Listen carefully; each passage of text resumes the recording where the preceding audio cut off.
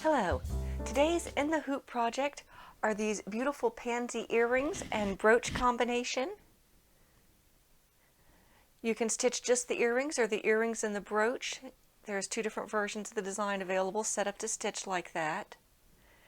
And there's lots of variations you can do. You can change the colors of the top petals and the bottom petals and those little lines, from lights to darks to give yourself different effects. And then just add earring wires and a little clasp to the back of the brooch one, and you've got a lovely set. So always start off by printing off your thread guide and your instructions. The thread guide is going to let you know what's going on in each run. This will help you with the selection of your colors so you can decide how you want to make your pansies. The instructions will give you your file names, whether you want to stitch just the earrings or the earrings and the brooch, go over your materials, and then some instructions. So for materials, you'll of course need your different color threads. I do strongly recommend matching bobbin thread, or as close to matching as you have. I'll use that same color purple for both my lights purples, and I don't actually have a dark purple, but I'll use the black to go with the darker purple. So use as close of a color as you have. And I think I used white for those lighter colors, but you want your backs to look nice on the earrings. You'll also need a couple pairs of earring wires, and if you want some of those little back stops as well. One of those clasps, little pin clasps that you closable clasps, and you'll glue that to the back, and so some fabric glue for gluing that on the brooch, and then some pliers for putting your earring wires on. You need to use the wash away stabilizer, the kind that looks like fabric, not the plastic kind, and I have 2 layers of that in my embroidery hoop already. I also, if you notice, have a little piece of pink tape on my hoop. That will help me keep track of which way it goes in and out of the machine as I'm embroidering. So before I get started, if you have a multi-needle, with a single needle this isn't as important, but with a multi-needle you want to add some stops after each color to change your bobbin thread, and you also want to set your colors for whatever colors you want for the different runs. I'm going to use some of the same colors in different sections, so I've set that. So let's go ahead and get started sewing. And the first thing it's going to do is stitch the leaves, and I'm just going to make sure, yes, I've got some green bobbin thread here in the machine, so we can go ahead and get started stitching the leaves.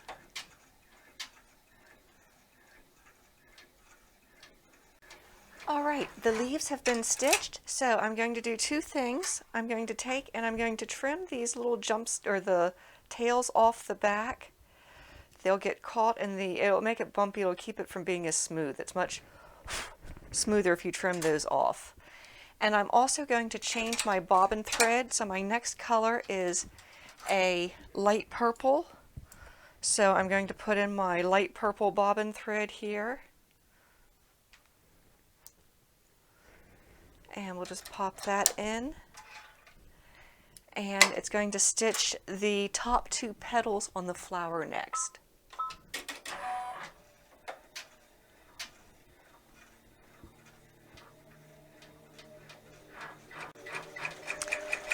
Our petals have been stitched, so once again I'm going to take this off. I'm going to cut these little threads off the back.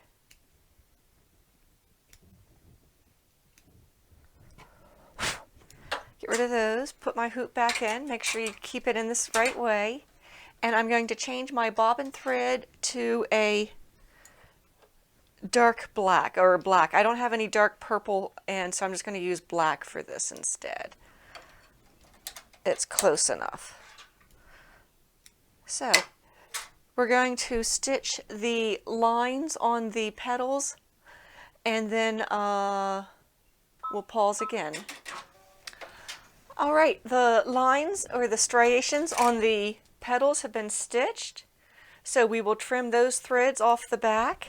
And then now my next color, I'm actually using the same color bobbin thread, but I do just want to get those knots and threads out of the way there, keep it from being bulky on the back. So I'll use the same color bobbin thread, and we'll stitch the lower petals. The lower petals have been stitched, so once again we're going to take it out. We're going to trim those threads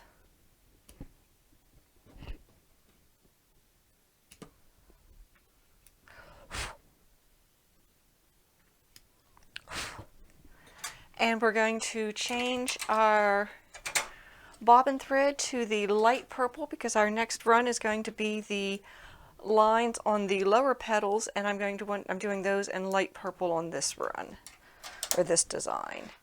So I've got my bobbin thread changed, and we'll do the next run.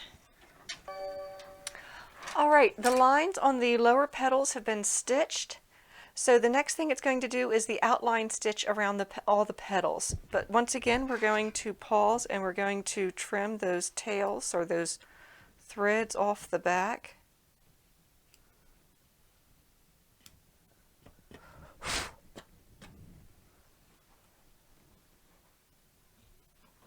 Got a stray here.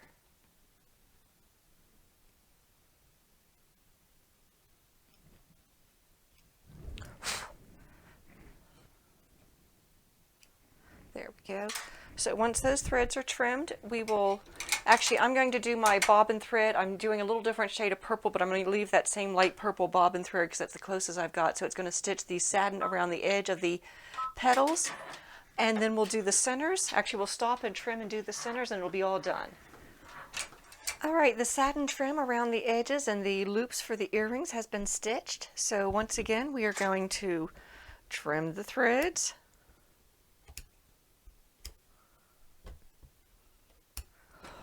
And then the only thing left is the center of the flowers, and I'm going to change my bobbin thread to a yellow bobbin thread for that. And then our design will be done here.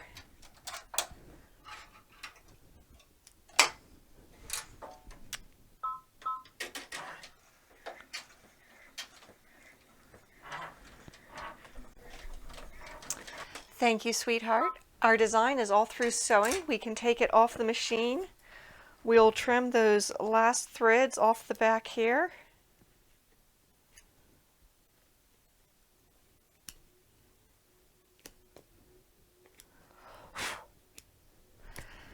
And we can come on over, we can unhoop our design, and then we just need to rinse away the stabilizer and add some hoops and the brooch pin. So I'm just going to trim away the excess stabilizer. I'm going to leave a little bit on it because I find it easier to rinse that way. This piece, if you cut it carefully enough, might be big enough to use for something else. The rest of it will probably be a little too small to use. And I'll just kind of cut the pieces apart to make them a little easier to manage. Be careful you don't cut the threads themselves. All right, now I'll come into my sink. And I'm just going to run a little bit of water, and I'm going to put them under the water and wait 2-3 seconds, and you should be able to just pull that stabilizer away. And I don't like it to go down the drain, so I keep a little cup there that I can put it in. Give it a quick rinse just to get the rest of those edges clean. And we'll repeat that with the other two. So wet, wait a couple of seconds, and then you can just pull it right away. And we'll dispose of that in our cup. Quick rinse to get the rest off the edges. And we'll do our last one.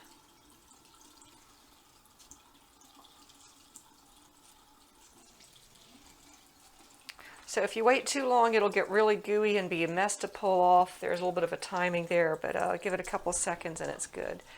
And now I like to just fold my towel over and take and just try and blot some of the water out of them.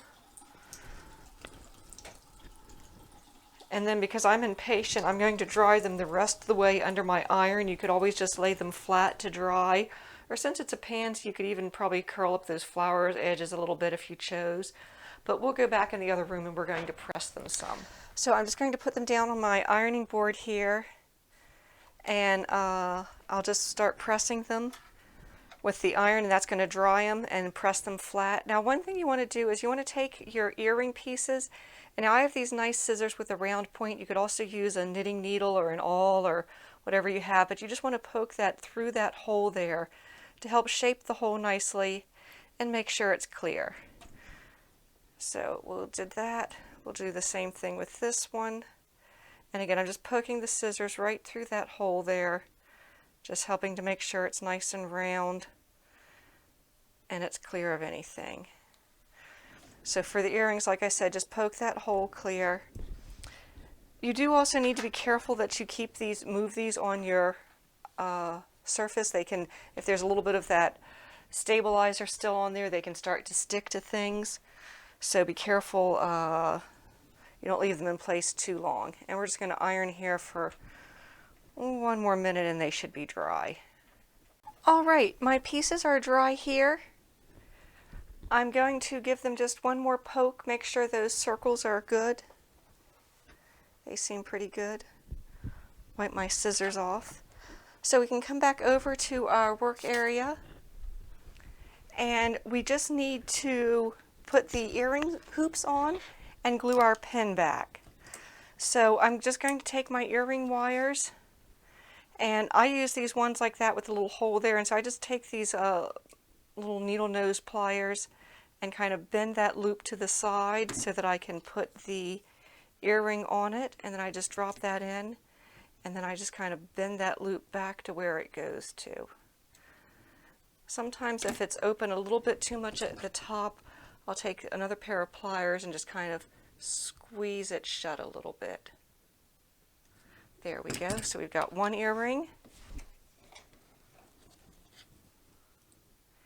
And I'll do the same thing with the other earring. I'm just going to bend that open, put the earring on there, close it back up, and if necessary, this one's probably okay, we'll give it a little touch anyways. So the earrings are done. Now for the pin back, you want one of these closable pins. It you know, it's got the little thing that you turn and then you can open the pin like that. We'll leave it closed for now. I'm going to take my fabric glue and I'm going to use a generous amount of glue because it's not a completely flat surface back there. There's a little bit of a bump there from that satin border, and we want to make sure we use enough glue to hold it in place. I'm going to put a generous bead of glue on here, and then I'm going to just simply decide where I want it to go, and I'm going to press down. And you want to press it for a minute to just get it in place good, but this is going to take at least a good hour or 2 to set, so you really just want to press it and move it off to the side, and don't muck with it, don't do anything with it, let it dry thoroughly before you try and open it or use it. So we got him there. We're just going to leave him alone for a little bit. So we've got our earrings. And I really like this with the dark petals there on the bottom. And again, like I said, you can really change up the look as you can see here from the different earrings. Oops, that was a pin. But you know, change the colors to get some really unique looks for your pansies. So I hope you've enjoyed today's In the Hoop project, pansy earrings and brooch. If so, please like and share. Please subscribe to this channel for more In the Hoop projects and embroidery machine basics. Thanks and happy stitching.